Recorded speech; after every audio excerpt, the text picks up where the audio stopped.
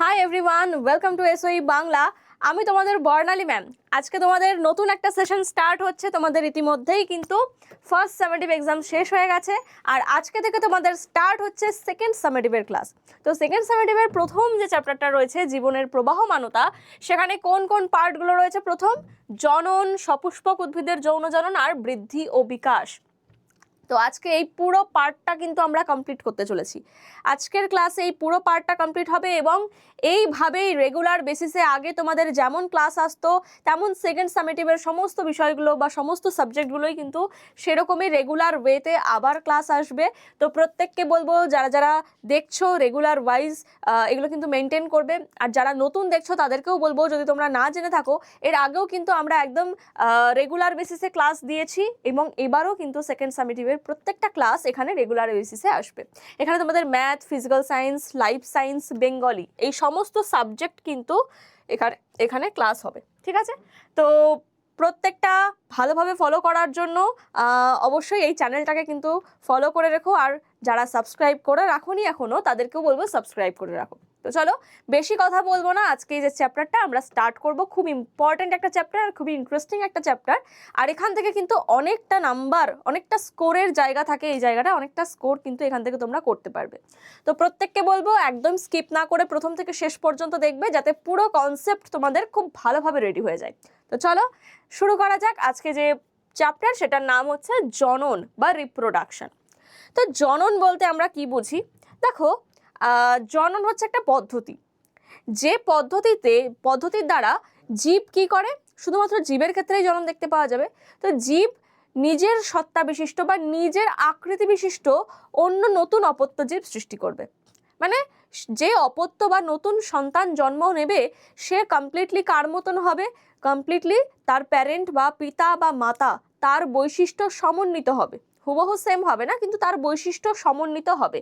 অর্থাৎ তার যে যে দেহের স্ট্রাকচার, যেমন একটা মানুষের যে সন্তান সে কমপ্লিটলি মানুষের মতনই দেখতে হবে। একটা গাছ থেকে যখন নতুন কোনো চারা গাছ বেরোবে, একটা আম গাছ থেকে নিশ্চয়ই আম গাছই হবে, তাই না? তো এরকম জীব নিজের সত্তা বা নিজের আকৃতি বিশিষ্ট যে অপত্য সৃষ্টি করছে তার যে পদ্ধতি, এই পদ্ধতিটাকেই আমরা বলছি জনন বা রিপ্রোডাকশন।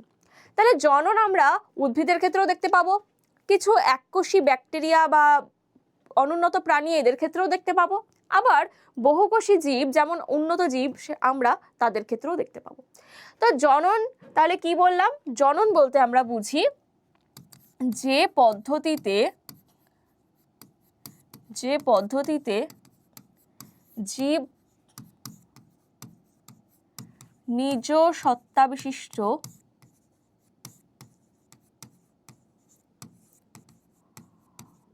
অপত্য জীব সৃষ্টি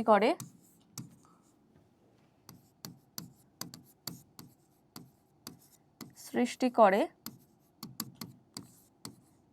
তাকে জনন বলে, ঠিক আছে? এটা গেল পদ্ধতি। এবার আমরা এখানে বেশ কিছু জীবের জনন সম্পর্কে পড়ব, তারপর তোমাদের রয়েছে সপুষ্পক উদ্ভিদের যৌন জনন, সেটা সম্পর্কেও পড়ব। তাহলে এই জনন অ্যাকচুয়ালি কত প্রকারের হয়ে থাকে?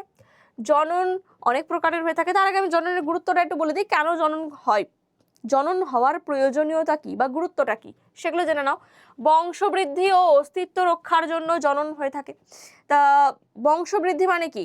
দেখো, জনন প্রক্রিয়া যদি না হতো তাহলে কিন্তু পৃথিবীতে জীবের সংখ্যা বৃদ্ধি পেত না, একটা সময় পর পৃথিবীর জীব শূন্য হয়ে যেত।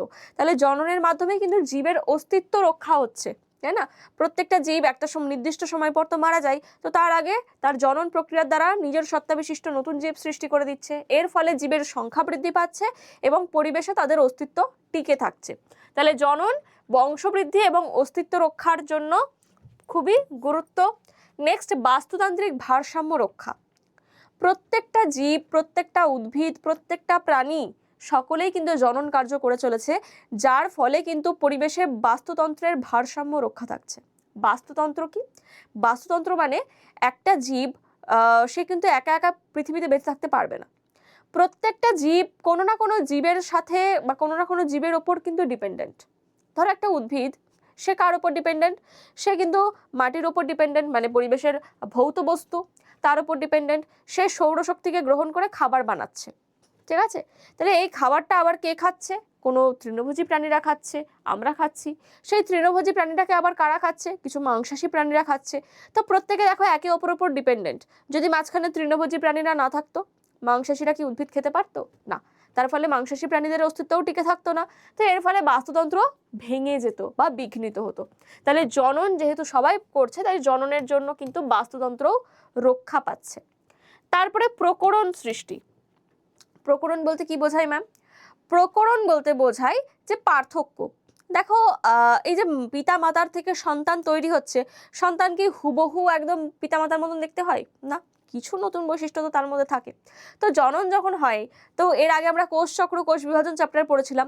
সেখানে কি পড়েছিলাম? যখন গ্যামেট তৈরি হয়, দেখো জনন হতে গেলে তো দুটো গ্যামেটের প্রয়োজন পড়বে, যদি যৌন জনন হয় অবশ্যই। এই প্রকরণ সৃষ্টিটা যৌন জননের ক্ষেত্রে। যদি যৌন জনন হয় তাহলে পিতার থেকে শুক্রাণু তৈরি হয় এবং মাতার দেহে স্ত্রী গ্যামেট, যেটাকে ডিম্বাণু বলা হয়, ডিম্বাণু তৈরি হয়। আর এই স্ত্রী গ্যামেট পুং গ্যামেট এই দুটো মিলিত হয়ে তৈরি হয় জাইগোট, যেটা থেকে নতুন সন্তান বা অপত্য সৃষ্টি হয়। এবার এই গ্যামেটগুলো যখন তৈরি হয়, গ্যামেটগুলো তৈরির জন্য কি প্রক্রিয়ায় কোষ বিভাজন হয়? মিওসিস প্রক্রিয়ায় কোষ বিভাজন হয়। আর মিওসিস প্রক্রিয়ায় কোষ বিভাজন হতে গেলে সেখানে কিন্তু ক্রসিং ওভার হয়, ক্রোমোজোমের মধ্যে দেহাংশের আদান প্রদান হয়, যার ফলে ক্রোমোজোমের মধ্যে জিনের যে সজ্জারীতি সেগুলো চেঞ্জ হয়ে যায়। আর জিন চেঞ্জ হয়ে গেলে কি হয়ে যায়? নতুন নতুন বৈশিষ্ট্যের উদ্ভব ঘটে। আর নতুন বৈশিষ্ট্য মানেই প্রকরণ সৃষ্টি। তাহলে যৌন জননের ক্ষেত্রে কিন্তু নতুন নতুন বৈশিষ্ট্যের আবির্ভাব ঘটে। দেখো একসময় কিন্তু মানুষ এরকম ছিল না, আধুনিক মানুষ ছিল না। তারা কি ছিল? গরিলা, শিম্পাঞ্জি বা একদম প্রথম যেগুলো বানর শ্রেণীর ভুক্ত ছিল, তাদের থেকে ছোট ছোট নতুন নতুন বৈশিষ্ট্য আস্তে আস্তে আস্তে আস্তে আজকে কিন্তু মানুষ, আধুনিক মানুষ তৈরি হয়েছে। তাহলে এটা কেন হয়েছে? প্রকরণ সৃষ্টির জন্য কিন্তু হয়েছে। আচ্ছা, বংশের ধারাবাহিকতা বজায় রাখা। ঠিক আছে, কোনো বংশকে ধারাবাহিকভাবে এগিয়ে নিয়ে যেতে গেলে সেখানেও কিন্তু জনন গুরুত্বপূর্ণ। তো আমরা এখান থেকে জননের দুটো তিনটে প্রয়োজনীয়তা কিন্তু পড়ে রাখবো। চলো এবার আমরা মূল বিষয়ে প্রবেশ করি, জনন কয় প্রকার। আমরা এবার জননের ভাগগুলো পড়বো। একটা হচ্ছে কি অযৌন জনন, একটা হচ্ছে যৌন জনন। অযৌন জনন পদ্ধতি কি? যে পদ্ধতিতে আমার একটি মাত্র জীবের প্রয়োজন পড়বে। ঠিক আছে, এক্ষেত্রে আমি পয়েন্টগুলো খালি লিখি। এক্ষেত্রে একটি জীবের প্রয়োজন, মানে একজন জীবই কিন্তু জননে সক্ষম হতে পারবে। একটি জীবের প্রয়োজন। এক্ষেত্রে কোনো গ্যামেট তৈরি হয় না, এক্ষেত্রে কি হয়? রেণু উৎপাদন হয়। তাহলে এক্ষেত্রে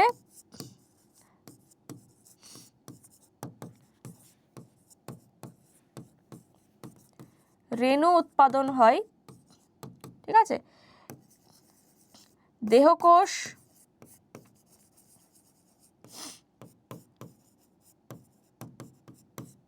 কি হবে? মিওসিস প্রক্রিয়ায় বিভাজিত হয়ে রেণু তৈরি করবে।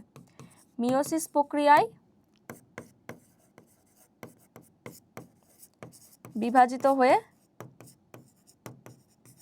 রেণু গঠন করে। আর এই রেণুগুলোই কি হচ্ছে? পরে নতুন অপত্য সৃষ্টি করবে। তাহলে ধরো এই একটা অযৌন জনন কার ক্ষেত্রে হতে পারে? কোনো নিম্ন শ্রেণীর উদ্ভিদ, প্রাণী, এদের ক্ষেত্রে হতে পারে। তো ধরে নাও কোন একটা উদ্ভিদের কথা আমি বলছি। এই ধরো একটা উদ্ভিদ, ঠিক আছে, এই উদ্ভিদের মধ্যে কি তৈরি হচ্ছে? রেণুস্থলী তৈরি হয়েছে। অনুন্নত উদ্ভিদ কারা বলো তো? শ্যাওলা, শৈবাল, ছত্রাক বাদ দিলাম, উদ্ভিদে পড়ে না। শৈবাল, ব্রায়োফাইটা, টেরিডোফাইটা, এই সমস্ত উদ্ভিদগুলো কি অনুন্নত শ্রেণী প্রকৃতির। তো এই ধরনের উদ্ভিদের মধ্যে কি তৈরি হয়? রেণুস্থলী তৈরি হয়, যার মধ্যে প্রচুর রেণু তৈরি হবে। আর এই রেণুগুলো বাইরে ডিসপার্স হবে, মানে ছড়িয়ে পড়বে। আর এই এক একটা রেণু থেকে আবার পরবর্তীকালে নতুন উদ্ভিদ সৃষ্টি হবে। তো এইভাবে এটাকে বলা হয় অযৌন জনন। কাদের ক্ষেত্রে হয়? অনুন্নত জীবদেহে বা শৈবাল, ব্রায়োফাইটা, টেরিডোফাইটা, এই সমস্ত উদ্ভিদ আর কিছু এককোষী প্রাণী, এদের ক্ষেত্রে অযৌন জনন দেখতে পাওয়া যায়। আর যৌন জনন এক্ষেত্রে অবশ্যই দুটি জীবের প্রয়োজন হবে, দুটি জীবের প্রয়োজন।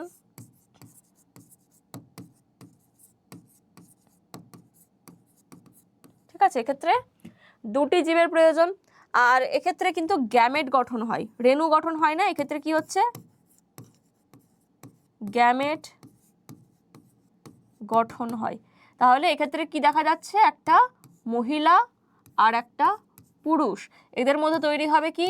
ডিম্বাণু, যেটাকে বলা হয় স্ত্রী গ্যামেট, এদের মধ্যে তৈরি হবে কি শুক্রাণু, যেটাকে বলা হয় পুংগ্যামেট, আর এদের মিলনে তৈরি হবে কি জাইগোট, এদের মিলনে তৈরি হবে জাইগোট, আর এই জাইগোট থেকে তৈরি হবে ভ্রূণ,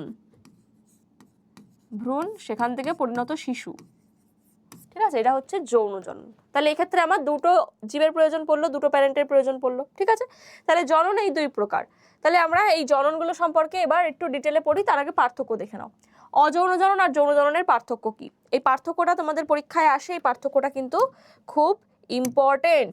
ঠিক আছে, পার্থক্যটা ইম্পর্টেন্ট, তো প্রত্যেকে পার্থক্যটা একটু দেখে নেবে, কারণ এই পার্থক্যটা কিভাবে আসে। পার্থক্যটা এভাবে আসবে যে অযৌন এবং যৌন জননের পার্থক্য লেখো নিচে দেওয়া বৈশিষ্ট্যের ওপর ভিত্তি করে, তোমাকে উল্লেখ করে দেবে কিসের ওপর বেস করে পার্থক্য লিখতে হবে। একটা হচ্ছে তোমার রয়েছে জনিত্রী জীবের সংখ্যা, গ্যামেট উৎপাদন, মাইটোসিস বা মিওসিস নির্ভরতা, তারপরে এখানে কি হচ্ছে অপত্য জীবের প্রকৃতি, প্রকরণ সৃষ্টি, এইগুলো। ঠিক আছে, তো তোমাকে ধরো দিয়ে দিল গ্যামেট উৎপাদন আর প্রকরণ সৃষ্টি, এর উপর বেস করে অযৌন আর যৌন জননের পার্থক্য লেখো। তোমাকে অন্যগুলো লিখলে কিন্তু হবে না, তাহলে তোমাকে মেনশন করে দেবে কিন্তু, তাই তোমাদের প্রত্যেকটা জিনিস জানতে হবে। জনিত্রী জীবের সংখ্যা, এক্ষেত্রে অযৌন জননে একটি আর যৌন জননে দুটো জনিত্রী দরকার। জনিত্রী মানে পিতা মাতা, ঠিক আছে, এক্ষেত্রে দুটো জনিত্রীর দরকার। গ্যামেট উৎপাদন, অযৌন জননের ক্ষেত্রে গ্যামেটের প্রয়োজন পড়ে না, কিন্তু যৌন জননে গ্যামেটের উৎপাদন হয়।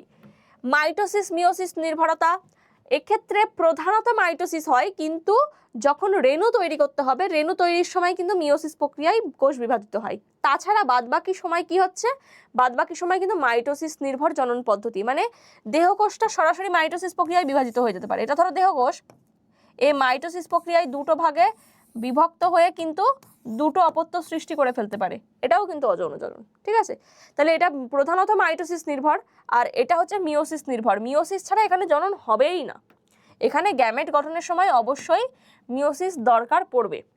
তারপরে দেখো অপত্য জীবের প্রকৃতি, এক্ষেত্রে জনিত্রী জীবের একেবারেই সেম টু সেম অনুরূপ হবে, কারণ তার বডি থেকেই তৈরি হচ্ছে, তাই না। আর এক্ষেত্রে যেহেতু প্রকরণ বা নতুনত্ব আসতে পারে, কারণ দুটো ডিফারেন্ট গ্যামেট মিলছে, দুজনার বৈশিষ্ট্য মিক্স হচ্ছে, তো নতুন বৈশিষ্ট্য তো আসতেই পারে। তো এক্ষেত্রে কিন্তু অপত্য জনিত্রী জীবের থেকে পৃথক হবে, কিছুটা পৃথক হবে। প্রকরণ সৃষ্টি, এখানে প্রকরণ সৃষ্টি হবে না অযৌন জননে, কারণ একটা জীব থেকেই তৈরি হচ্ছে, তার বৈশিষ্ট্য সমন্বিতই অপত্য হবে, আর এক্ষেত্রে প্রকরণ সৃষ্টিতে সাহায্য করে যৌন জননে। আর অপত্যের অভিযোজন ক্ষমতা, যেহেতু এর মধ্যে কোনো চেঞ্জেস নেই বা নতুন বৈশিষ্ট্য আসছে না, তাই এর মধ্যে কিন্তু কোনো অভিযোজন ক্ষমতা তৈরি হবে না, আর এক্ষেত্রে অভিযোজন ক্ষমতা বেশি হবে। ক্লিয়ার, এই পার্থক্যগুলো খুব ভালো করে পড়ে রাখবে। এবার দেখো অযৌন জনন পদ্ধতি, সেই অযৌন জনন পদ্ধতিগুলো সম্পর্কে আমরা একটু জেনে নেব। প্রথমে রয়েছে বিভাজন পদ্ধতি, এখান থেকে প্রত্যেকটা তোমাদের এক্সাম্পল আসবে, শর্ট কোশ্চেন আসবে যে কে কোন প্রক্রিয়ায় কোষ বিভাজন করে, মানে অযৌন জনন পদ্ধতি কিভাবে করে থাকে। যেমন দ্বি বিভাজন কাদের ক্ষেত্রে দেখতে পাওয়া যায়, অ্যামিবার ক্ষেত্রে দেখতে পাওয়া যায়। বহু বিভাজন কাদের ক্ষেত্রে দেখতে পাওয়া যায়, প্লাজমোডিয়ামের ক্ষেত্রে দেখতে পাওয়া যায়। তো দ্বি বিভাজন মানে কি, দুবার বিভাজন। দেখো অ্যামিবার বডিটা যদি আমরা দেখি, অ্যামিবার কোনো নির্দিষ্ট শেপ নেই, যেমন খুশি হতে পারে, ঠিক আছে, অনিয়তাকার একটা স্ট্রাকচার, এর মধ্যে একটা নিউক্লিয়াস রয়েছে। তো অ্যামিবা যখন যেদিকে চলাফেরা করবে, সে সিউডোপোডিয়া বা গমনাঙ্গ, জানো তোমরা, সিউডোপোডিয়া বা ক্ষণপদের মাধ্যমে চলন সম্পন্ন করে। তো এ অ্যাকচুয়ালি কি করবে, এইভাবে দুটো সমান ভাগে ভাগ হয়ে যাবে, জনন যখন করবে না, সমান দুটো ভাগে ভাগ হয়ে যায়, এবং নিউক্লিয়াসটাও এদের মাইটোসিস প্রক্রিয়ায় দুটো নিউক্লিয়াসে ভাগ হয়ে যাচ্ছে। তার ফলে এখান থেকে এটা একটা অপত্য অ্যামিবা সৃষ্টি হয়, এখান থেকে এটা একটা অপত্য অ্যামিবা সৃষ্টি হচ্ছে।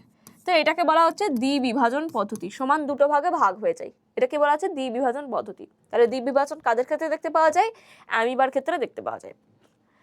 তাহলে যে নিউক্লিয়াসটা, সেই নিউক্লিয়াসটা প্রথমে কি করবে, দুটো ভাগে ভাগ হবে, এদের মধ্যে কানেকশন থাকে, ডাম্বেল শেপের মতন হয়ে যায়। ঠিক আছে, এই দেখো মনে হচ্ছে যেন সেই এরকমভাবে কেউ টেনে ছিঁড়ে দিচ্ছে, তো এরকম ডাম্বেল শেপের হবে। তারপরে দুটো এখান থেকে পুরো পৃথক হয়ে গিয়ে সাইটোপ্লাজমটাও ভাগ হয়ে গিয়ে সোজাসুজি দুটো অপত্য সৃষ্টি হয়ে যাবে। প্লাজমোডিয়ামের বহু বিভাজন, প্লাজমোডিয়াম আর একটা প্রোটোজোয়া, তার সাথে সাথে একটা প্যারাসাইট মানে পরজীবী। এটা কি ম্যালেরিয়া রোগ সৃষ্টি করে এই প্লাজমোডিয়াম। প্লাজমোডিয়াম কি করতে পারে? বহু বিভাজন করতে পারে। যখন আমাদের লোহিত রক্তকণিকা বা আরবিসির মধ্যে এই প্লাজমোডিয়াম যায় না, এই প্লাজমোডিয়াম অনেকগুলো মেরোজয়েড বা ছোট ছোট কোষ তৈরি করে। আর এরা কি করছে? বহু বিভাজন পদ্ধতি, দেখো অনেকগুলো বিভাজন পদ্ধতি। এক সেকেন্ড, একটুখানি দেখে নিই ছবিগুলো। আচ্ছা ঠিক আছে। প্লাজমোডিয়াম কি করবে? বহু বিভাজন পদ্ধতি, এটাও ইউগ্লিনার দ্বিবিভাজন দিয়ে দিয়েছে, যাই হোক। তো প্লাজমোডিয়াম কিভাবে হবে? ধরো এর মধ্যে প্রচুর মেরোজয়েট রয়েছে, এরা একটার মধ্যে এরকম অসংখ্য কোষ বিভাজন করে, এটাকে বলা হচ্ছে বহু বিভাজন। তো এরা কি করবে? প্রত্যেকে এরকম মাকু আকৃতি বিশিষ্ট কোষ তৈরি করে, দিয়ে স্পোরোজয়েট তৈরি করে। তো অনেকগুলো বিভাজন করছে এবং প্রত্যেকটা আলাদা আলাদা হয়ে নতুন একটা করে প্লাজমোডিয়াম বানিয়ে ফেলবে। তাই এটাকে কি বলা হচ্ছে? প্লাজমোডিয়ামের বহু বিভাজন। বহু বিভাজন পদ্ধতিতে সম্পন্ন করে। আমাদের কিন্তু শুধু এক্সাম্পল পড়তে হবে, ঠিক আছে? কোরকোদ্গম বলতে কি বোঝায়? এটা আর এক ধরনের অযৌনজনন পদ্ধতি। ইস্টের ক্ষেত্রে কোরকোদ্গম দেখতে পাওয়া যায়। ইস্ট এক ধরনের ছত্রাক, এরকম ধরো ইস্ট রয়েছে, ঠিক আছে? এটা একটা ইস্ট। এর মধ্যে কি রয়েছে? এর মধ্যে ইস্টের নিউক্লিয়াস রয়েছে। এবার এ কি করবে? একটা কোরক বা বার্ড সৃষ্টি করবে। কোরক কেমন দেখতে হয়? ধরো এর মধ্যে থেকে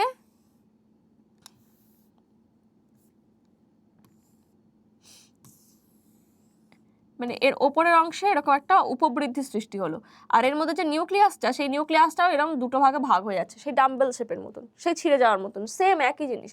তো এটাকে বলা হচ্ছে কি? কোরক। এটাকে বলা হবে কোরক। তো এই কোরক অনুযায়ী মাতৃদেহ থেকে কোরক একসময় কি হয়ে যাবে? ডিটাচ হয়ে যাবে, দিয়ে এটা একটা নতুন অপত্য ইস্ট তৈরি করবে। তাহলে এটাকে বলা হচ্ছে কোরকোদ্গম পদ্ধতি। ইস্টের মধ্যে দেখতে পাওয়া যায়, বা ইংলিশে বলা হয় বাডিং, ঠিক আছে? ইংলিশে বলা হচ্ছে বাডিং, ক্লিয়ার? তারপরে হচ্ছে হাইড্রা। হাইড্রার মধ্যেও কোরকোদ্গম দেখতে পাওয়া যায়। হাইড্রা কেমন দেখতে? এই ধরনের দেখতে হাইড্রা। হাইড্রাও কিন্তু পুকুরে, জলে টলে এরকম দেখতে পাওয়া যায় হাইড্রা।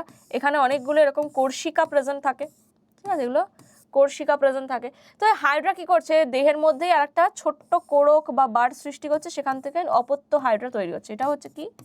কোরক। আর এই কোরকটা পরবর্তীকালে মাতৃদেহ থেকে ডিটাচ হয়ে যাবে,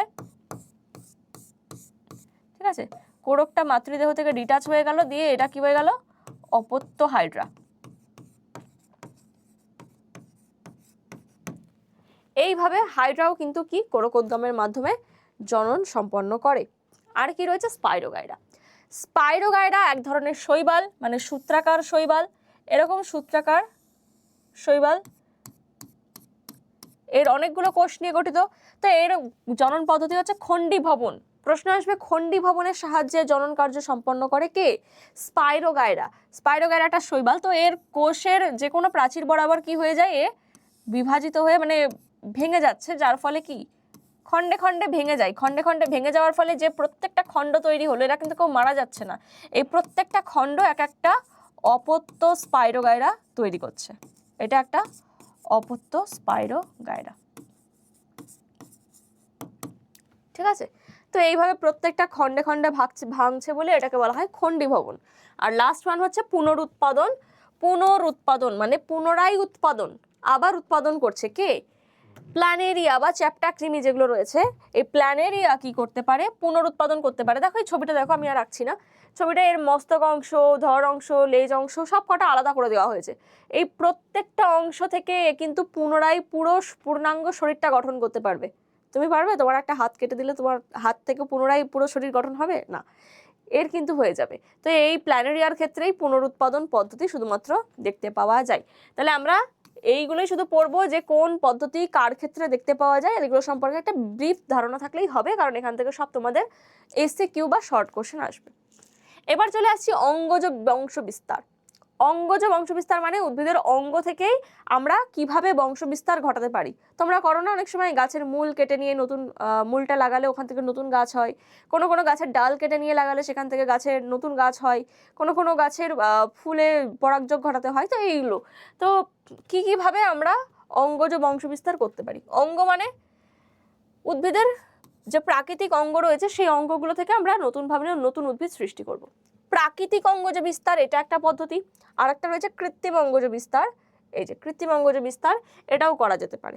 তো আমরা এই দুটো পদ্ধতি দেখে নেব। আগে প্রাকৃতিক অঙ্গজ বিস্তার কিভাবে হয়। মূল দ্বারা কোনো উদ্ভিদে তুমি মূলটাকে কেটে এনেছো, এই মূলটার থেকে পরবর্তীকালে মূলটা যদি আমরা মাটিতে লাগিয়ে দিই, সেখান থেকে পরবর্তীকালে দেখা যাচ্ছে নতুন চারা গাছ রিলিজ হচ্ছে।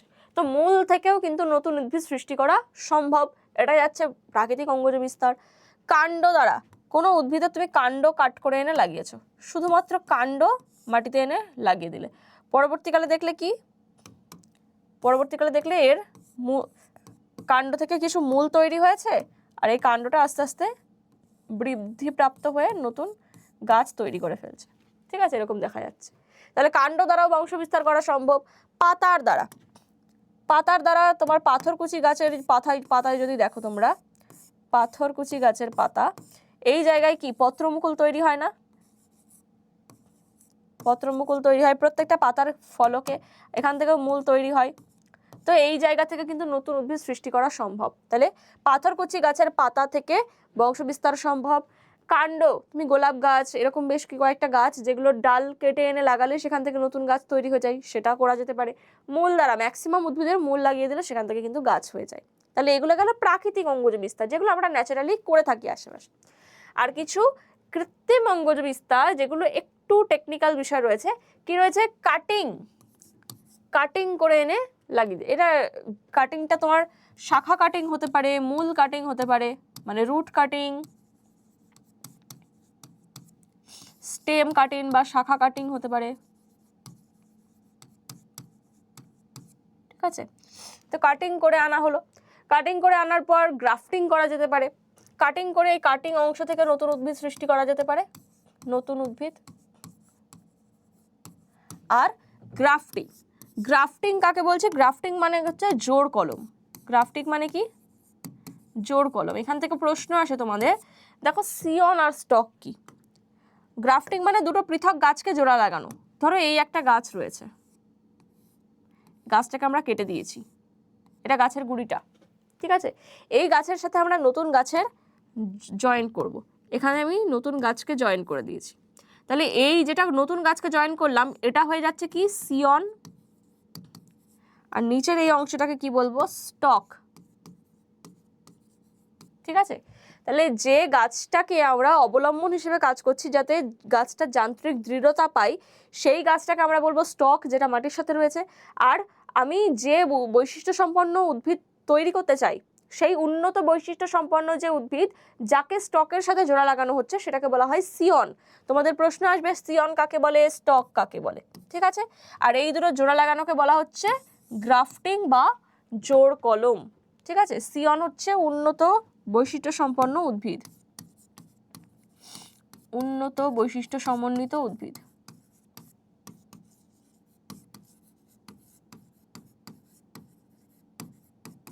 ঠিক আছে, আচ্ছা, মাইক্রোপ্রোপাগেশন।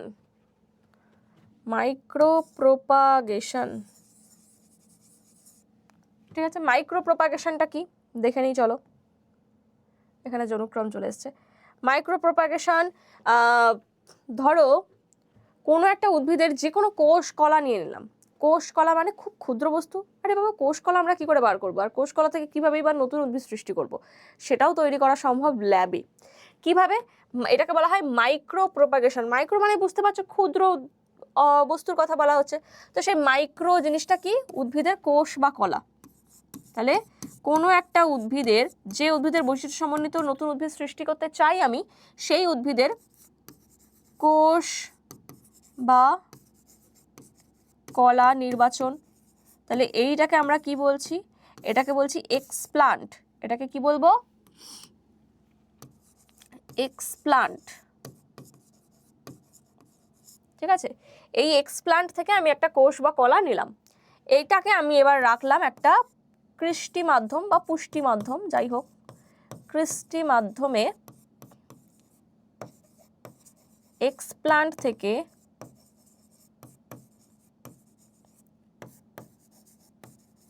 কেলাস বা টিস্যু তৈরি। তাহলে এখান থেকে কি তৈরি হলো? কেলাস তৈরি হলো, মানে কোষ পুঞ্জীভূত হবে। যেটুকু কোষ কলা আমরা নিয়েছি ওইটাকে পুষ্টি মাধ্যমে রাখলে কোষগুলো বিভাজিত হবে, একটা পুঞ্জীভূত স্ট্রাকচার তৈরি হবে, সেটাকে বলছি কেলাস। তাহলে এই কেলাসটা তৈরি হওয়ার পর এখান থেকে কি তৈরি হবে? আমরা নির্দিষ্ট হরমোন মিডিয়াম এখানে দেবো, সাইটোকাইনিন দেবো, অক্সিন দেবো, তার ফলে এখান থেকে কি হবে? এমব্রয়েড তৈরি হবে, এখান থেকে এমব্রয়েড সৃষ্টি। ঠিক আছে, এই মানে কেলাস থেকে নতুন মূল, বিটপ এগুলো তৈরি হতে শুরু করবে। এই এমব্রয়েড থেকে তৈরি হবে কি? প্লান্টলেট। প্লান্টলেট মানে হচ্ছে চারা গাছ। তো এখান থেকে যখন মূল কাণ্ড প্রপার তৈরি হয়ে যাবে, সেই ছোট্ট চারা গাছটাকে আমরা বলি প্লান্টলেট। এবার এই প্লান্টলেটকে আমরা গ্রিন হাউসে রেখে কালচার করতে পারি, বা কোনো টব সমন্বিত মানে মাটি সমন্বিত টবে সেটাকে পুঁতে দিতে পারি। তো প্লান্টলেটকে আমরা এবার এখান থেকে অপত্য উদ্ভিদ সৃষ্টি করতে পারি। তো এইভাবে এই উদ্ভিদের কোষ কলা থেকে নতুন উদ্ভিদ সৃষ্টি করাকে বলা হয় মাইক্রো প্রপাগেশন। তো এই মাইক্রো প্রপাগেশনের ধাপগুলো কিন্তু তোমাদের পরীক্ষায় আসে। এক্সপ্ল্যান্ট, কেলাস বা টিস্যু, সেখান থেকে এমব্রয়েড, প্লান্টলেট, অপত্য উদ্ভিদ।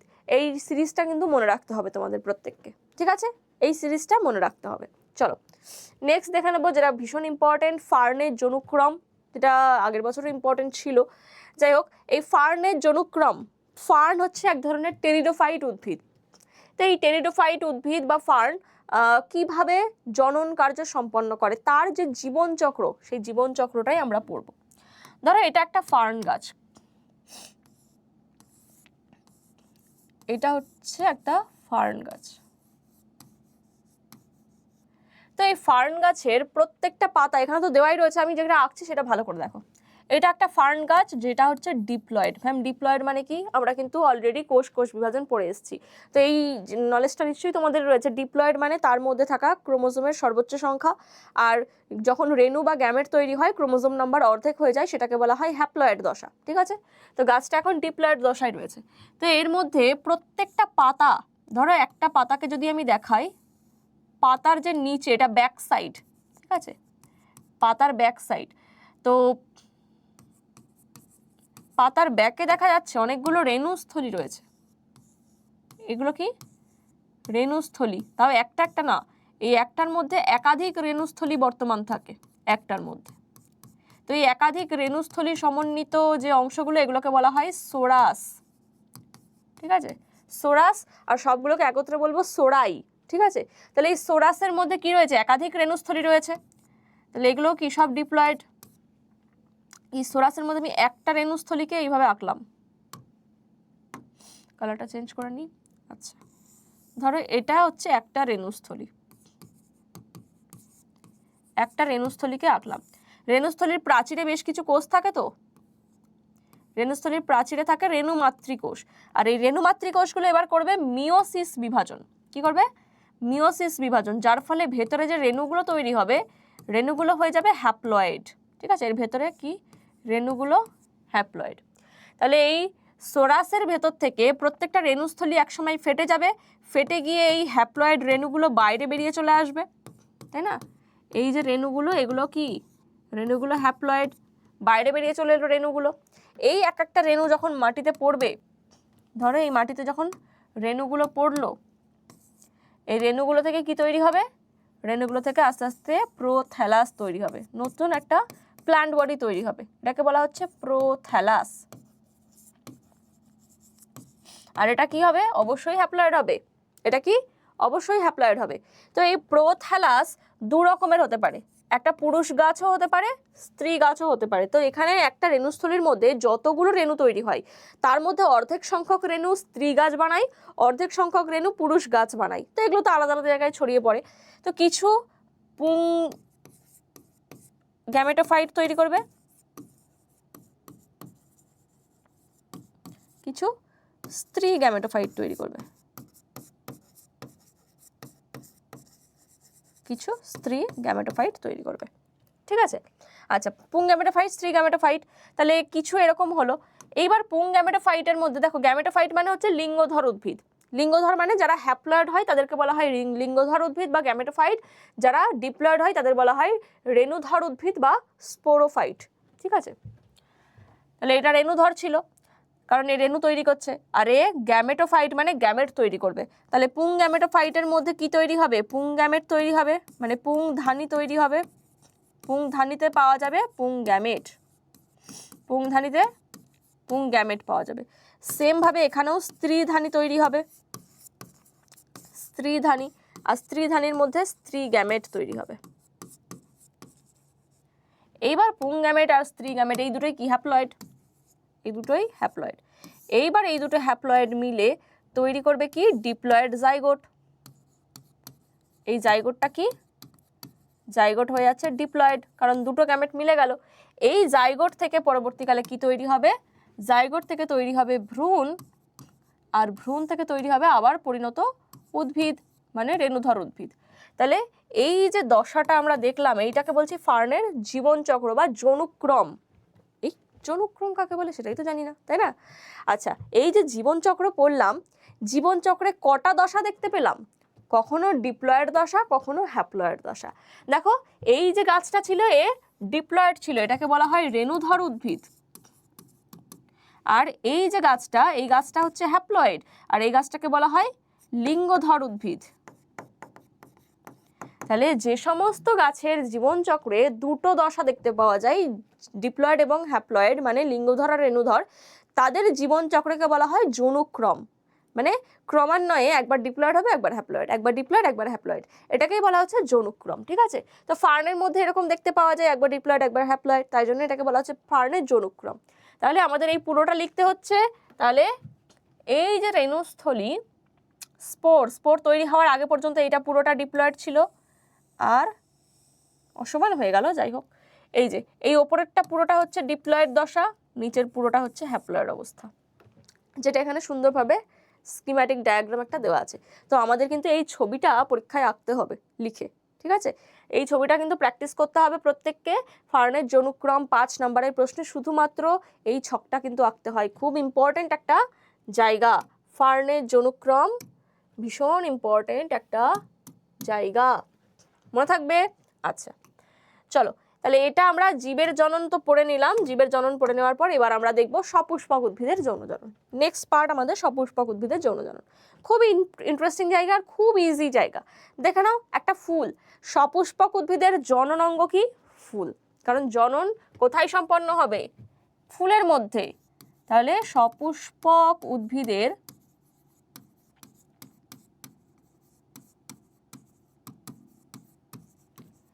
জনন অঙ্গ ফুল। তাহলে একটা কমপ্লিট ফুলে কি কি অংশ দেখতে পাওয়া যায়? চলো একটা ফুল আঁকি, আমরা এখানে দেখি। চলো সুন্দর করে একটা ফুল দেখে নিই। তো ধরো এই হচ্ছে ফুলের বৃন্ত, এটাকে বলা হচ্ছে পুষ্পবৃন্ত, এটাকে বলা হচ্ছে পুষ্পবৃন্ত। আর এই পুষ্পবৃন্তের পর তৈরি হবে এরকম বৃতি। তাহলে বৃতিটা দেখবে একটা উত্তল অংশের মধ্যে থাকে, এটাকে বলা হয় কি? পুষ্পাক্ষ।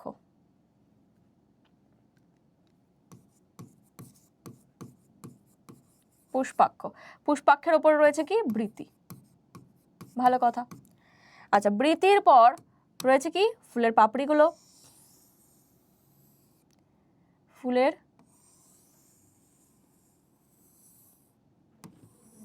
পাপড়ি, ফুলের পাপড়িগুলোকে আমরা কি বলবো? দলমণ্ডল বলবো, তাই না? এগুলোকে বলবো দলমণ্ডল। দলমণ্ডল ছাড়া আর কি কি থাকে? পুংকেশর প্রেজেন্ট থাকে ম্যাম, পুংকেশর, যেটা হচ্ছে পুংজনন স্তবক। এরা কি? এরা হয়ে যাচ্ছে পুংজনন স্তবক, ঠিক আছে? পুংজনন স্তবক, এগুলোকে বলা হচ্ছে পুংস্তবক। আর একটা থাকে স্ত্রী স্তবক, এখানে এরকম ভাবে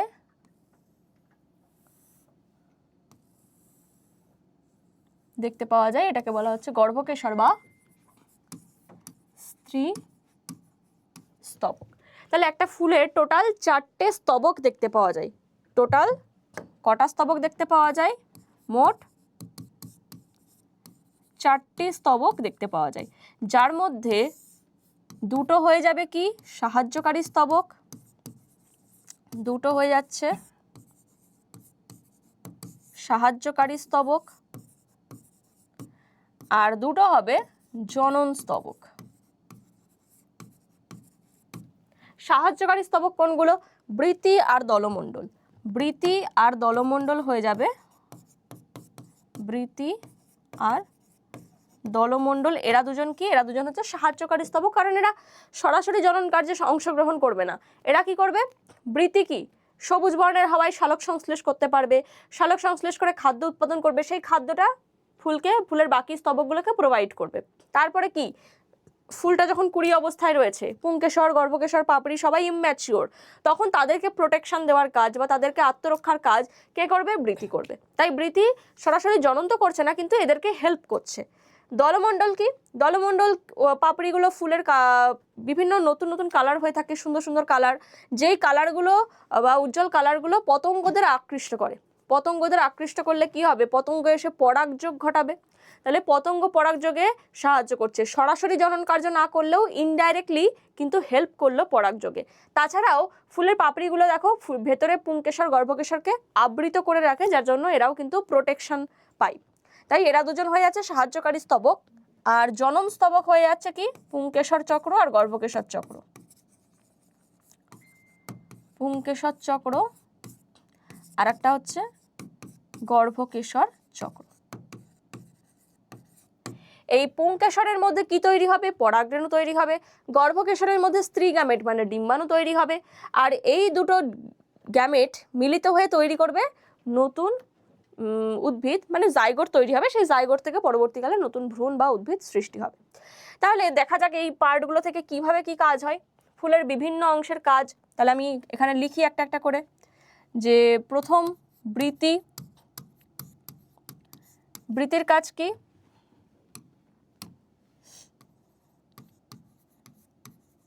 সালোক সংশ্লেষ, শর্ট ফর্মে লিখে দিচ্ছি, সালোক সংশ্লেষ করা।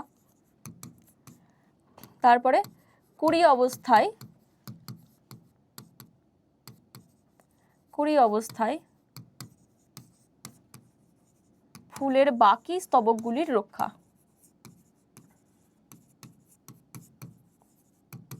রক্ষা করা। ঠিক আছে, এটা গেল বৃতি।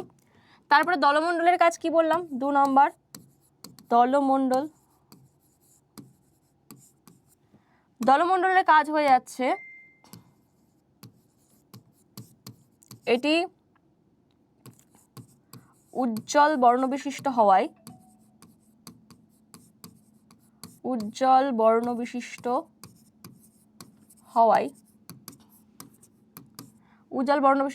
কি করছে? পতঙ্গ পরাগযোগে সাহায্য করে। পতঙ্গ পরাগযোগে সাহায্য করে।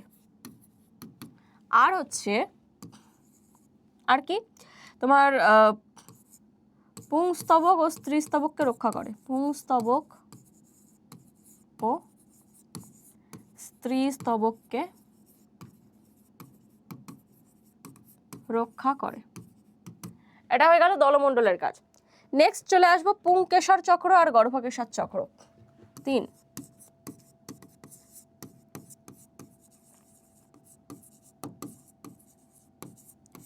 এটা কি করবে? এটা হচ্ছে পরাগরেণু বানাবে। এর কাজ পরাগরেণু গঠন। তারপরে কি তৈরি হবে? পুং গ্যামেট গঠন। সরাসরি এরা জনন কার্য করবে। আর গর্ভকেশর কি করবে?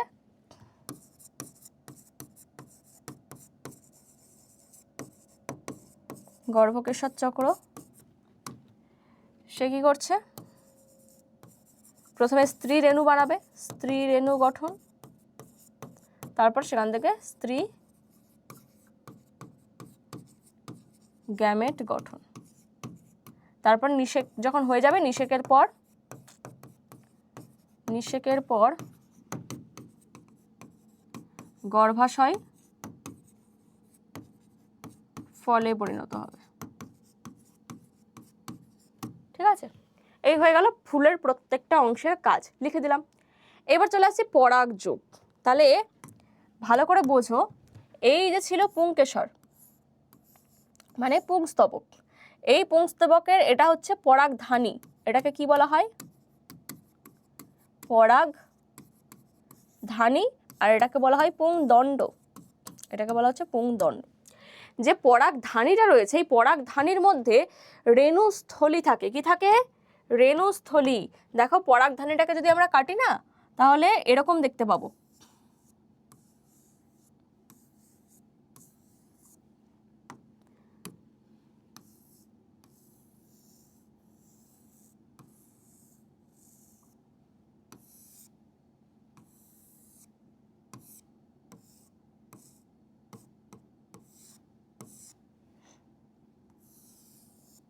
দেখো এই হচ্ছে একটা পরাগধানী, মানে এই পরাগধানীটাকে হাফ কেটেছি, হাফ কাটলে দেখা যাবে ভেতরে কি রয়েছে? রেণুস্থলী। এগুলোকে কি বলা হচ্ছে? এগুলোকে বলা হয় রেণুস্থলী। আচ্ছা, এই রেণুস্থলীর মধ্যে কি তৈরি হবে? এই রেণুস্থলীর মধ্যে প্রচুর রেণু তৈরি হবে, এগুলোকে বলা হচ্ছে পরাগরেণু।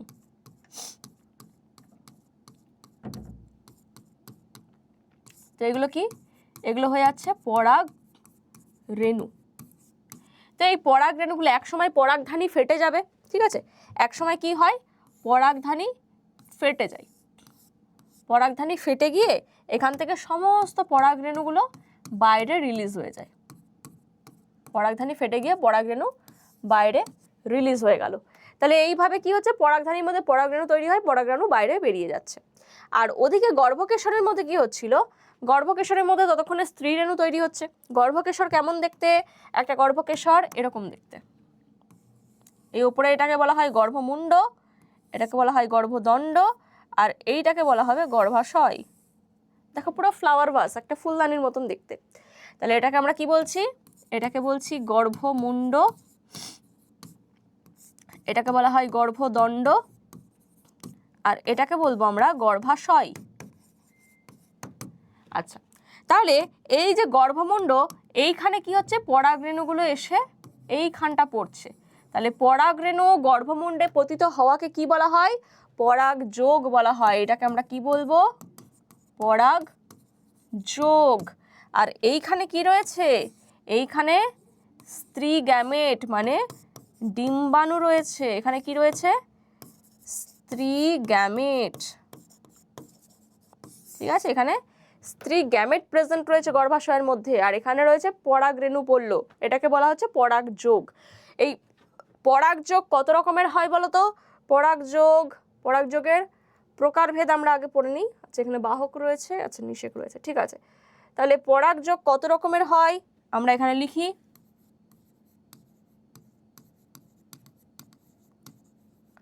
পরাগযোগ খুব সুন্দর করে দেখো, এই ধরো একটা উদ্ভিদ,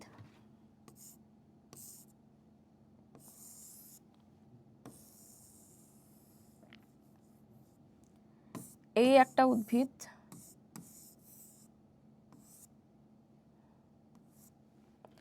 এই জায়গায় কি তৈরি হয়েছে? ফ্লাওয়ার তৈরি হয়েছে।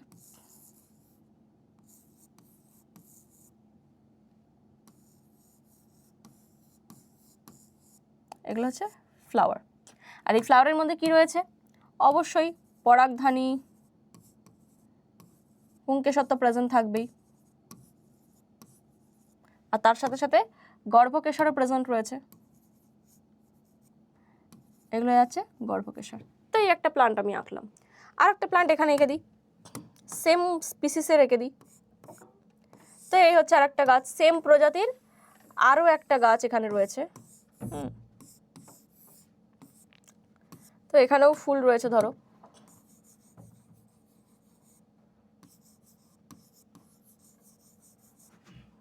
এখানেও ফুল রয়েছে, এখানেও আমরা পরাগ পুংকেশর এঁকে দিলাম, আর এখানে গর্ভকেশর এঁকে দিলাম। তো পরাগযোগ বলতে কি বোঝায়? পরাগযোগ তো এক্ষুনি বললাম যে গর্ভমুণ্ডে পরাগরেণু পতিত হওয়াকে আমরা বলি পরাগযোগ। তো সেই পরাগযোগ কত রকমের হতে পারে? দেখো, পরাগযোগ দু রকমের হতে পারে, একটা হচ্ছে স্বপরাগযোগ, একটা হচ্ছে ইতর পরাগযোগ। স্বপরাগযোগ কাকে বলা হয়? ধরো এই যে একটা সেম গাছ, একই গাছের ফুলের এই যে পরাগরেণুগুলো বেরোলো, সেই পরাগরেণু যদি এই গাছের ফুলের মধ্যেই পড়ে, মানে এই ফুলের গর্ভমুণ্ডেই পড়ে, অথবা এই পরাগরেণুগুলো বাইরে বেরিয়ে এখান থেকে এই গাছেরই অন্য ফুলের মধ্যে পড়লো, তাহলে এটা কি হয়ে যাবে? এটা হয়ে যাবে তাহলে স্বপরাগযোগ। ঠিক আছে, একই গাছের মধ্যে সেম ফুল হোক বা ডিফারেন্ট ফুল হোক, তার মধ্যে পরাগযোগকে আমরা বলি স্বপরাগযোগ। তাহলে স্বপরাগযোগ দু রকমের, একটা হচ্ছে অটোগ্যামি, একটা হচ্ছে গেইটনোগ্যামি। দেখো, যখন সেম গাছের সেম ফুলের মধ্যে পরাগযোগে, দেখো এই ফুলের পরাগরেণু এই গাছেই পড়েছে, তাহলে এইটাকে বলবো কি আমরা? এটাকে বলবো অটোগ্যামি, এটাকে বলছি অটোগ্যামি। আর এই ফুলের পরাগরেণু এই ফুলে এসে পড়লো, একই গাছ কিন্তু ফুলটা আলাদা, সেক্ষেত্রে এটাকে আমরা কি বলবো? এটাকে বলবো গেইটেনোগ্যামি, গেইটেনোগ্যামি। ঠিক আছে, তাহলে এই স্বপরাগযোগের দুটো ভাগ আমার হয়ে গেল। আর ইতর পরাগযোগ বলতে কি বোঝায়? ধরো এইখান থেকে যে পরাগরেণুগুলো রিলিজ হয়েছে, সেই পরাগরেণু যদি কোনো বাহকের মাধ্যমে বাহিত হয়ে অন্য গাছের অন্য ফুলের মধ্যে পরাগযোগ ঘটে, তাহলে এটাকে আমরা কি বলবো? আচ্ছা, এটা অন্য জায়গায় দিই, অন্য কালার দিয়ে লিখি। ধরো এখানে এসে পড়লো,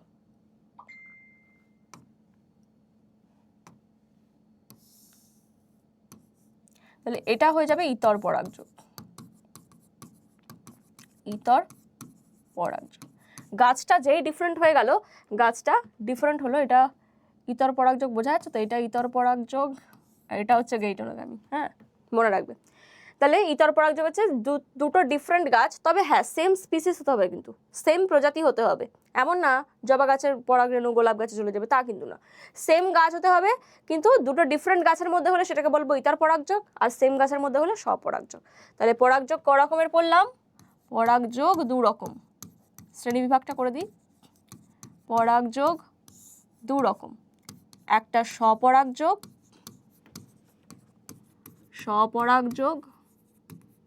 আর একটা হচ্ছে ইতর পরাগযোগ।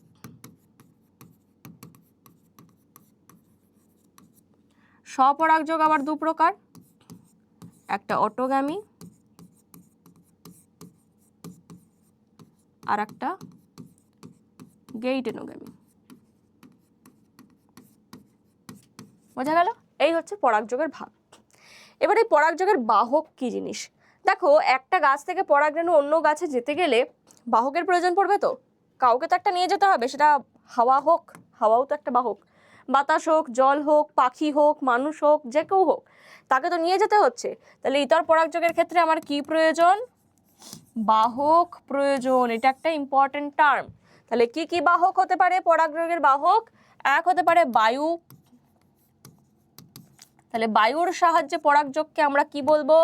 বায়ুর সাহায্যে পরাগযোগকে আমরা বলবো অ্যানিমোফিলি, অ্যানিমোফিলি। তাহলে বায়ুর সাহায্যে পরাগযোগকে বলি অ্যানিমোফিলি। কোন কোন উদ্ভিদে দেখতে পাওয়া যায়? উদাহরণ যদি আমি বলি, ধান, গম, ভুট্টা, এদের ক্ষেত্রে বায়ু পরাগযোগ দেখতে পাওয়া যায়। তাহলে বায়ু পরাগী দুটো উদ্ভিদের উদাহরণ দিতে বললে ধান, গম, ভুট্টা এগুলো হয়ে যাবে। আর বায়ু পরাগীকে কি বলা হয়? অ্যানিমোফিলি বলা হয়। 2 নাম্বার বায়ুর সাহায্যে পরাগযোগ হলো জল। জলের সাহায্যে পরাগযোগকে আমরা বলবো হাইড্রোফিলি। কি বলবো? হাইড্রোফিলি, হাইড্রোফিলি। তাহলে এতে উদাহরণ কি হয়ে যাবে? উদাহরণ হয়ে যাবে পাতা ঝাঁঝি, পাতা শ্যাওলা, পাতা ঝাঁঝি,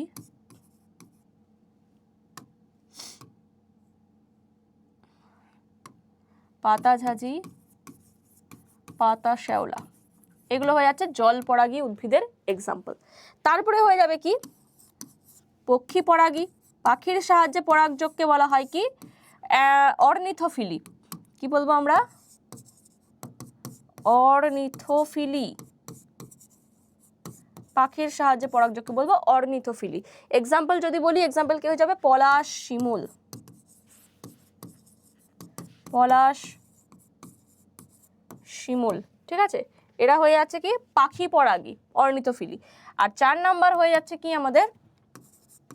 পতঙ্গ, পতঙ্গের সাহায্যে যদি পরাগযোগ ঘটে তাহলে সেই পতঙ্গ পরাগযোগকে বলবো আমরা এন্টোমোফিলি। এন্টোমোফিলি। পতঙ্গ পরাগযোগ ঘটে কোথায়?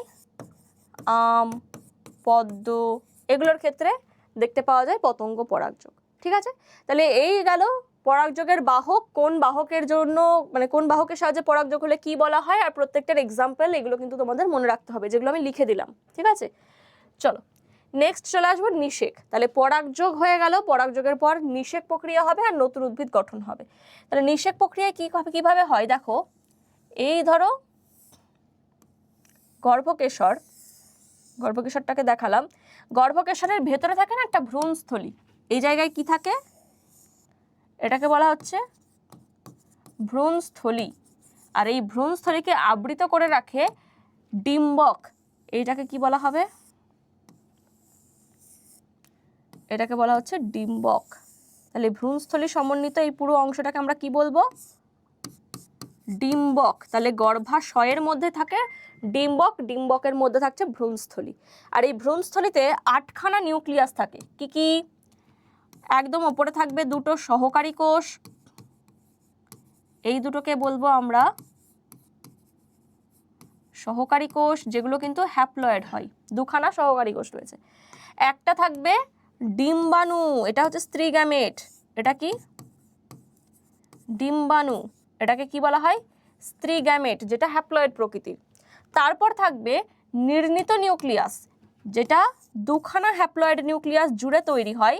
এটাকে বলা হয় নির্ণিত নিউক্লিয়াস, যেটা কি হচ্ছে দুটো হ্যাপ্লয়েড জুড়ে গেছে যেহেতু, তাই ডিপ্লয়েড।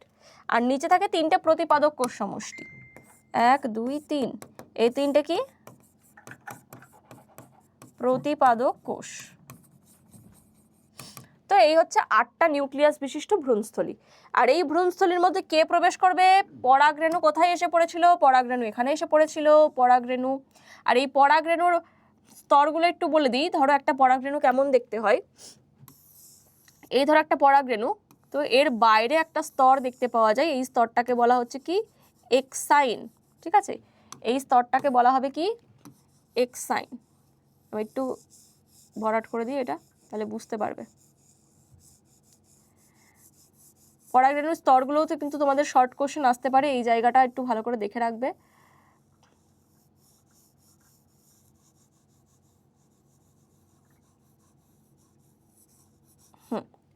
আচ্ছা, এটাই আছে পরাগরেণুর বাইরের স্তর। আর পরাগরেণুর ভেতরেও আর একটা স্তর দেখতে পাওয়া যাচ্ছে। হ্যাঁ, তাহলে এই ভেতরের স্তরটাকে বলবো কি? ইনটাইন। ইনটাইন। আর বাইরের স্তরটাকে কি বলবো? এই স্তরটাকে বলবো এক্সাইন।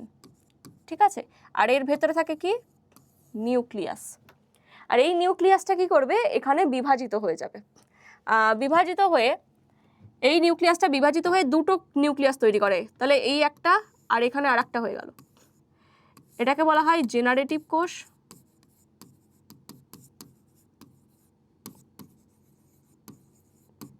আর এটা হয়ে গেল নালিকা কোষ। এই নালিকা কোষ কি করবে বলো তো? এরকম পরাগ নালী গঠন করবে, যেটা ভ্রূণস্থলীর ভেতরে প্রবেশ করবে। পরাগ নালী গঠন করলো। আর এই যে জেনারেটিভ কোষ আছে না, এই কোষটা বিভাজিত হয়ে দুটো পুংগ্যামেট বানাবে। কি বানাবে? দুটো পুংগ্যামেট বানাবে, যে পুংগ্যামেট দুটো এই পরাগ নালী দিয়ে ভ্রূণস্থলীর মধ্যে প্রবেশ করবে। ঠিক আছে, পরাগ নালীর মধ্যে দিয়ে যখন ভ্রূণস্থলীতে প্রবেশ করলো, সেই প্রবেশ করতে সাহায্য করে সহকারী কোষ। তাহলে যখন প্রবেশ করে ফেললো, তখন এই নালিকা নিউক্লিয়াসটা সে বিলুপ্ত হয়ে গেল, সহকারী কোষ দুটো বিলুপ্ত হয়ে গেল। তাহলে থাকলো কে? পুংগ্যামেট দুটো থাকলো, ডিম্বাণু থাকলো। তাহলে এখানে একটা পুংগ্যামেট, আমি এখানে লিখে দিচ্ছি, তাহলে একটা পুংগ্যামেট, তার সাথে পুংগ্যামেট তো অবশ্যই হ্যাপ্লয়েড হবে, তার সাথে মিললো কে? ডিম্বাণু। তার সাথে ডিম্বাণু ফিউজ হবে, যুক্ত হবে। যুক্ত হয়ে তৈরি করবে কি? জাইগোট। যুক্ত হয়ে কি তৈরি করবে? জাইগোট। এখানে 2n হয়ে গেল, ডিপ্লয়েড হয়ে গেল। কিন্তু আর একটা পুংগ্যামেট থেকে গেল, তার কি হবে? এই পুংগ্যামেটটা পরের যে নিউক্লিয়াসটা আছে না, নির্ণীত নিউক্লিয়াস, এর সাথে যুক্ত হয়ে যাবে। তাহলে আর একটা পুংগ্যামেট সেও হ্যাপ্লয়েড, সে কার সাথে জুড়ছে? সে জুড়ছে নির্ণীত নিউক্লিয়াসের সাথে, নির্ণীত নিউক্লিয়াস যেটা অলরেডি ডিপ্লয়েড ছিল। তাহলে এই দুটো জুড়লে কি হয়ে যাবে? 2n আর n মিলে 3n। তাহলে এখানে 3n শস্য নিউক্লিয়াস তৈরি হবে, এটা শস্য, ঠিক আছে? তাহলে জাইগোট কি তৈরি করবে? বীজ তৈরি করবে, আর বীজের মধ্যে শস্য থেকে তৈরি করবে এই নিউক্লিয়াসটা। আর নিচে 3টে প্রতিপাদক কোষ, এরা পরবর্তীকালে এখান থেকে ফল গঠন যখন হবে, মানে নিষেকের পর এই পুরো গর্ভাশয়টা ফল হয়ে যায়, আর এই ডিম্বকটা বীজ হয়ে যায়, আর গর্ভাশয়টা ফল হয়ে যায়। তো এই ফলটা তৈরি করতে গেলে যে পুষ্টি দরকার সেটা প্রতিপাদক কোষ সমষ্টি দেবে। তাহলে এইভাবে এখানে দুবার নিষেক হচ্ছে, তাই জন্য এটাকে বলা হয় দ্বিনিষেক প্রক্রিয়া। তাহলে দ্বিনিষেক প্রক্রিয়ায় কি তৈরি হয়? একটা পুংগ্যামেট ডিম্বাণুর সাথে মিলে জাইগোট তৈরি করে, যেখান থেকে পরবর্তীকালে বীজ তৈরি হবে, আর একটা পুংগ্যামেট নির্ণীত নিউক্লিয়াসের সাথে মিলে ট্রিপ্লয়েড শস্য তৈরি করে, যেটা বীজের মধ্যে শস্য হিসেবে সঞ্চিত থাকে, বীজটাকে অঙ্কুরোদ্গম করার জন্য হেল্প করবে পরবর্তীকালে, ঠিক আছে? তাহলে এই প্রশ্ন দুটো আসতে পারে। এটা হয়ে গেল সপুষ্পক উদ্ভিদের নিষেক প্রক্রিয়া। তাহলে এটা সপুষ্পক উদ্ভিদের জনন এখানেই ডান। এরপরে রয়েছে কি আমাদের বৃদ্ধি বিকাশ। খুব ছোট্ট একটা জায়গা, বৃদ্ধি আর বিকাশ। দেখো আমরা জনন পড়লাম, ফল তৈরি হলো, ফলটা তো তুমি খেয়ে নিলে, আর বীজটাকে তো ফেলে দিলে, তাই না? বীজটা তো ফেলে দিলে, বীজটা কি হবে? এবার বীজের মধ্যে শস্য সঞ্চিত ছিল, আর ছিল জাইগোট। তাহলে এই জাইগোটকে বিভাজিত হতে গেলে, তার মানে একটা কোষ বিভাজন হতে গেলে ন্যূনতম শক্তি প্রয়োজন। তো তাহলে সেই শক্তিটা কোথা থেকে পাবে? খাদ্য থেকে। তো বীজকে তো তুমি কোনো খাদ্য দিচ্ছ না, তাহলে বীজ কিন্তু কিছুদিন সুপ্ত অবস্থায় পড়ে রয়েছে। তারপর সেই বীজ যখন প্রপার জল গ্রহণ করবে, মানে ধরো বীজের ওপরে তুমি জল দিলে বা বৃষ্টি হলো, জল পড়লো, সেখানে প্রপার টেম্পারেচার যখন পাবে, সূর্যের আলো পাচ্ছে, তাহলে জল সূর্যের আলো পেয়ে তার মধ্যে থাকা যে শস্যটা, সেই শস্যটা কিন্তু কি হবে? ভাঙবে। কেন? কারণ শস্যটা জটিল শস্য হিসেবে ছিল, সেই শস্যটা এবার কিছু এনজাইম তৈরি হয়ে যাবে, এনজাইম অ্যাক্টিভেট হয়ে সেই খাবারটাকে ভাঙতে পারবে। আর খাবারটাকে যে ভাঙবে, তখন সেই খাবারটাকে জাইগোট গ্রহণ করবে। কারণ দেখবে আমাদের কোষ, আমরা যে খাবারটা খাই না, আমরা ভাত ডাল বিরিয়ানি যাই খাই না কেন, সেগুলো কিন্তু জটিল খাদ্য। সেই জটিল খাদ্য আগে আমাদের ডাইজেস্ট হবে, পাকস্থলী ক্ষুদ্রান্তে ডাইজেস্ট হয়ে ছোট ছোট কণা, গ্লুকোজ কণায় পরিণত হবে, তারপর সেই গ্লুকোজটা আমাদের কোষ অ্যাবজর্ব করতে পারে, নয়তো কিন্তু পারবে না। তো বীজের মধ্যেও যে শস্য সঞ্চিত থাকে, সেই শস্যটাকেও আগে ভাঙতে হবে, ভাঙার পর সেই বীজের মধ্যে থাকা জাইগোট সে কিন্তু কোষ বিভাজন করতে পারে। আর কোষ বিভাজন করে কি তৈরি করবে? এখান থেকে নতুন প্লান্টলেট তৈরি করবে, মানে অঙ্কুরোদ্গম হয়ে নতুন অঙ্গ সৃষ্টি হবে। তাহলে জাইগোট কোষ বিভাজন করে করে যে নতুন অঙ্গ সৃষ্টি করছে, এটাকেই বলা হচ্ছে বৃদ্ধি, তাই না? তাহলে কোষ বিভাজনের মাধ্যমে যে কোনো অঙ্গ, সেটা উদ্ভিদ হোক না কেন, সেটা প্রাণী হোক না কেন, এক্ষেত্রে কি হচ্ছে? বৃদ্ধি হচ্ছে। আর বিকাশ বলতে কি বোঝায়? দেখো এই যে জাইগোটটা, সে কোষ বিভাজন করে অনেকগুলো কোষ তৈরি করলো, তারপর সেখান থেকে বাইরে বেরিয়ে এলো, একটা কাণ্ড তৈরি করলো, একটা মূল তৈরি করলো, ঠিক আছে?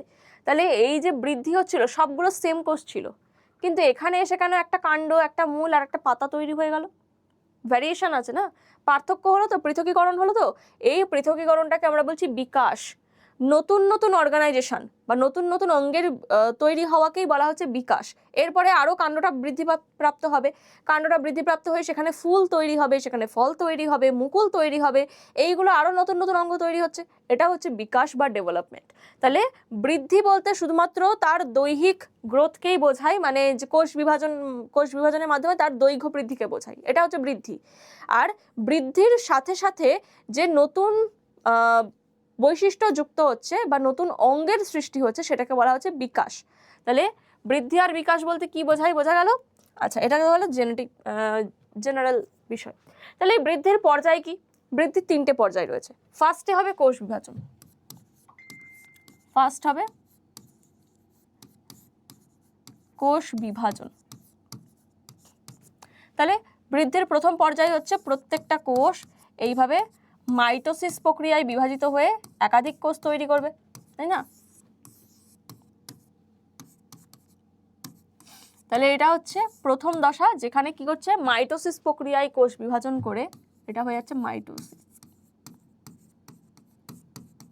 মাইটোসিস প্রক্রিয়ায় কোষ বিভাজন হয়ে কোষের সংখ্যা বৃদ্ধি পাচ্ছে। তারপর কি হবে? কোষের আয়তন বৃদ্ধি,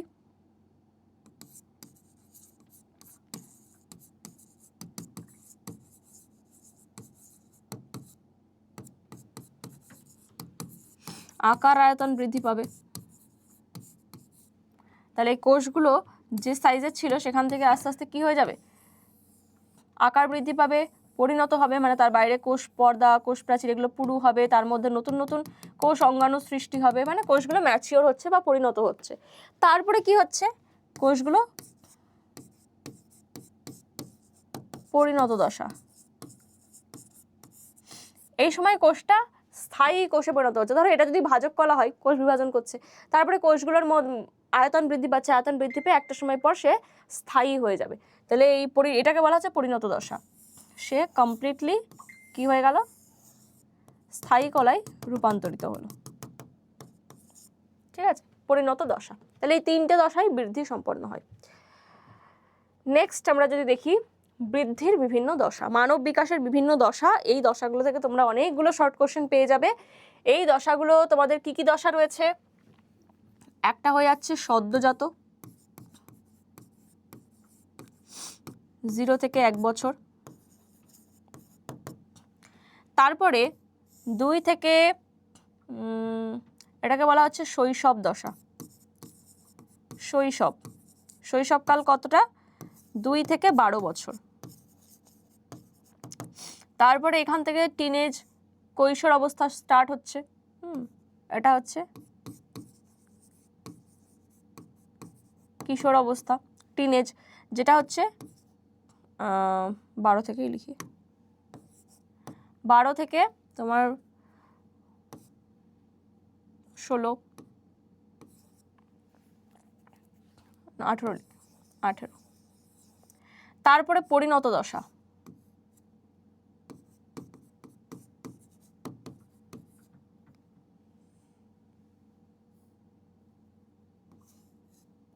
পরিণত দশা এটা তোমার হয়ে যাচ্ছে 18 থেকে প্রায় 40।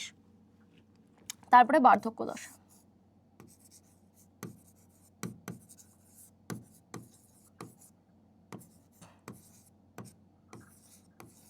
পরপর চলছে, কত বলা যায় না।